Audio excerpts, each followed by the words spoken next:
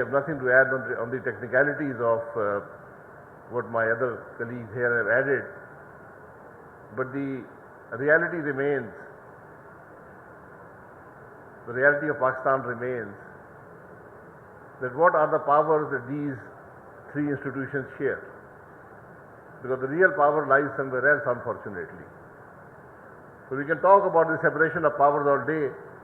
It will remain an academic exercise. The Constitution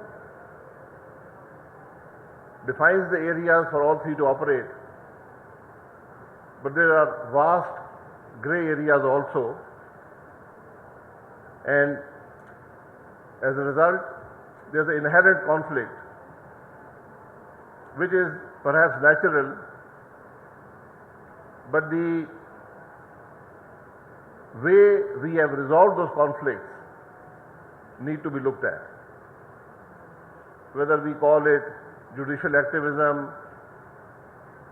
or the executive assertion or the supremacy of parliament, these conflicts remain and they need to be resolved.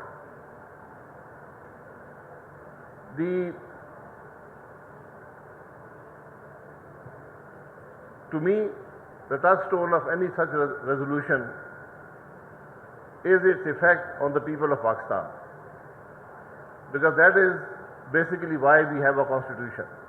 That is the purpose of the constitution, to protect the rights of the people of Pakistan. We have a 75-year history of constitutions and the effort to resolve these conflicts. We just had a small debate that should we talk about judges, judgments, or the institution. I say we need to talk about all three, because all three are to blame. Let history judge the judgments,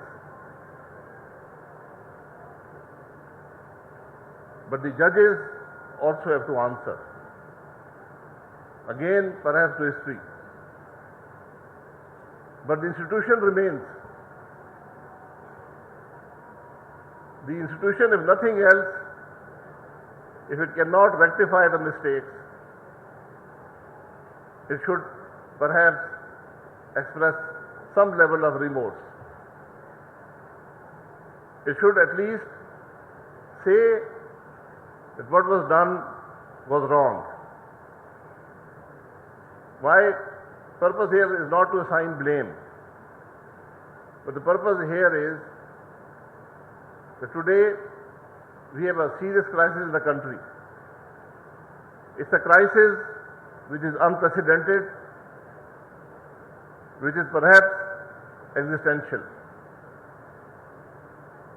And we all these organs of state have to play their role.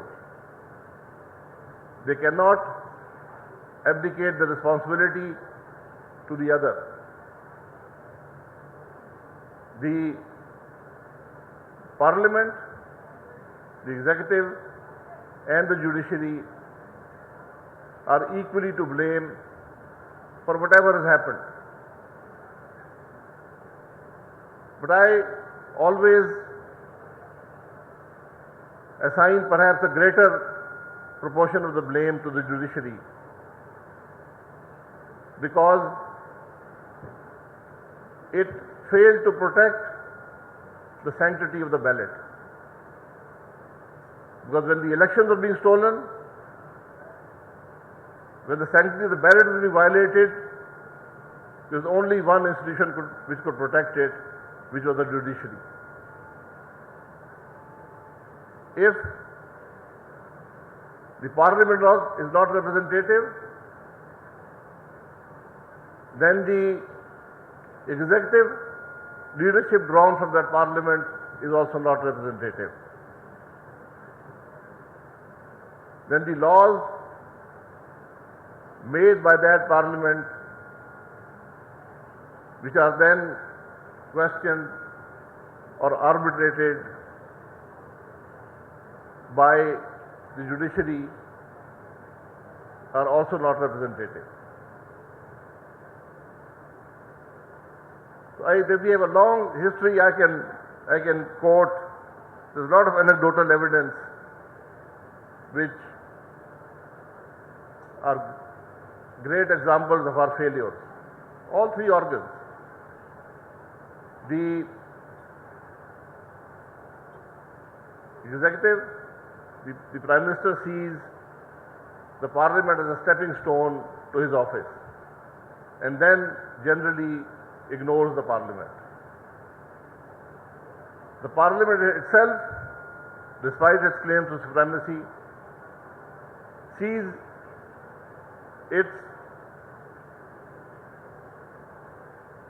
sphere of influence, its constitutional responsibility, its dignity violated, but does nothing. And the judiciary, perhaps in many ways, contributes to that. Because time and again, when parliaments were dissolved, by the sword, the only action that the judiciary took was to provide sanction to that action, to provide protection to that action. So there's a long history that we have to consider here. I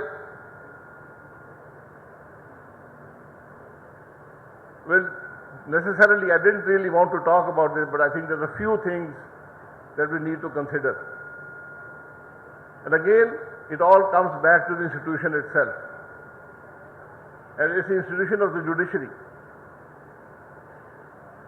Parliaments have a life of 5 years.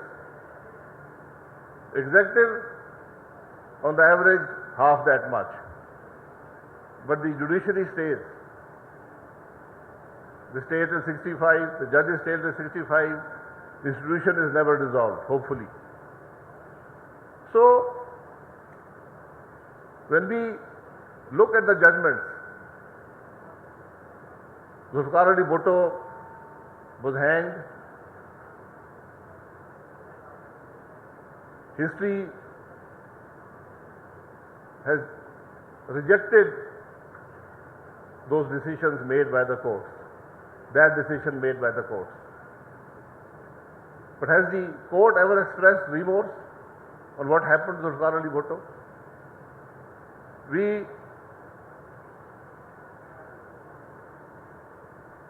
Dr. Malik was here, Dr. Malik is sitting here. We were part of a very extensive arbitration process on a major issue in Pakistan, which came only because the Supreme Court did not perhaps understand where its powers lay or what its jurisdiction was. And as a result, Pakistan had to pay a price of $6 billion. Has there ever been remorse about that judgment? We have the executive, and perhaps now the Parliament has found a solution to that issue, but it will be an issue that will be very divisive in the future, which will affect greatly the economy of this country. Who blame is not enough. Who do we go to perhaps rectify these situations that they don't happen in the future? In July 2017, a government which was performing to a reasonable level was dissolved because the Supreme Court became a trial court and decided to de-seat the Prime Minister because he had not taken money that came from a director's fees and which the Supreme Court in its wisdom declared an asset. What are the effects of these judgments? That is the question today. Can these judgments be quoted in the future? Are these judgments beneficial for the people of Pakistan? I'm not a lawyer, but I've been around in Parliament for a few years. And to me, the touchstone of any judgment, the natural arbiter of conflict or a grey area is common sense. Do the judgments of our courts reflect common sense? That's a question that the institution needs to ask itself, so that we do not repeat these mistakes in the future. Today, the highest court in the country is considering the amendments to the NAB ordinance. It's a court which enjoys suo motu powers and has in the past exercised those powers. The NAB ordinance has a history to it. It has a 23-year-old history of what and how and when that ordinance was used. Is the Supreme Court unaware of that? What is the effect of the NAB on the people of Pakistan and the country of Pakistan? Is the Supreme Court unaware of that? There's a very simple solution to this whole issue. And I can tell you from being in government, from being in opposition, that until the institution of NAB is there, Pakistan cannot function. Because the executive is paralyzed. One of the organs of state is paralyzed. The other organ, the parliament, is unable to take the correct decision to repeal the NAB ordinance. It knows the effects, but it's also aware of the effects of that repeal on its own reputation or the reputation of the parties in power. So now today, I expect the Supreme Court to not look at the wording of what the amendment is, but to look at what NAB has done to this country, to the thousands of billions of money, of resources that we have lost due to decisions not taken because of fear of NAB. We have to look at the tens of thousands of lives that have been destroyed. Is the Supreme Court unaware of these issues? It has a simple solution to it. It should repeal NAB. There are other statutes in place which provide accountability, if we want to do accountability. We are a people that are deceiving ourselves. Do we want accountability? Accountability has one simple principle. I have money, I have expenditure. Where did that money come from? Can I justify my lifestyle? Have I paid taxes on the money I've spent? One simple principle.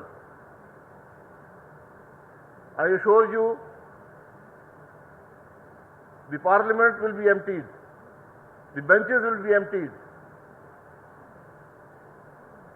Other institutions will be emptied. None of us are not guilty of this sin. Unfortunately, we are unaware and we are unable. That's the reality of the issue today. Neither the parliament, neither the executive, neither the judiciary are able to address the reality, the real cause of issues. We look at the wording, we look at the superficiality of these issues, and we try to fix that. I have heard some leaders in all of these institutions talk about legacy. You don't create legacies. You let your actions speak for themselves and let history judge you. That is a legacy. You don't create a legacy by inspecting hospitals, by undermining the functioning of the executive. My dear friend Khaqan Sahab, he always had this huge debate that he carried on for years on whether the Supreme Court can overturn a constitutional amendment. And I think the answer still remains unclear to me, at least. Perhaps it can, perhaps it cannot. But whatever action the judiciary takes if it undermines the parliament or the executive, it undermines the people of Pakistan. It affects the people of Pakistan. So let the judges be cognizant. They carry great responsibility. There's need for introspection. How many judiciaries in the world appoint judges themselves?